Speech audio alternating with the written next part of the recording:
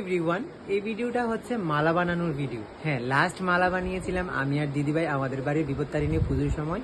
108টা পদ্ম ফুলের মালা আমি আর দিদিভাই বানিয়েছিলাম, আর সবাই হাতে হাতে হেল্প করেছিল। আর আজ বানাচ্ছি তুলসী পাতার মালা। তো এই পাপড়িগুলো কিনে এনেছিলাম আর তুলসী পাতা গাছ থেকে তুলেছিলাম। তো এইগুলো দিয়ে বানাবো আমি আর দিদিভাই মালাটা। রাধা কৃষ্ণের জন্মাষ্টমী, গোপাল ঠাকুরেরও জন্মাষ্টমী, তাই জন্মাষ্টমী বলে কৃষ্ণ ঠাকুরের জন্য এই মালাটা বানাবো। তো মালাটা বানিয়ে ফাইনাল মালাটা তোমাদের সাথেও শেয়ার করবো। তো দিদি ভাই এখানে বসে আছে, আমরা এখন মালা বানাবো। শুরুতেই তোমাদেরকে বলেছিলাম যে আমি আর দিদিভাই বানাতে বসেছি ঠাকুরের জন্য তুলসী পাতার মালা। তো এখন এই মালাটা বানানো কমপ্লিট হলো, তো তোমাদের সাথে পুরো মালাটা শেয়ার করছি। দিদিভাই দেখা মালাটা তো দেখে বলো তো মালাটা কেমন লাগলো।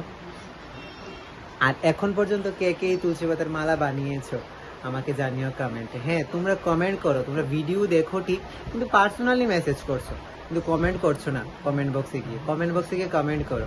জয় গোপাল।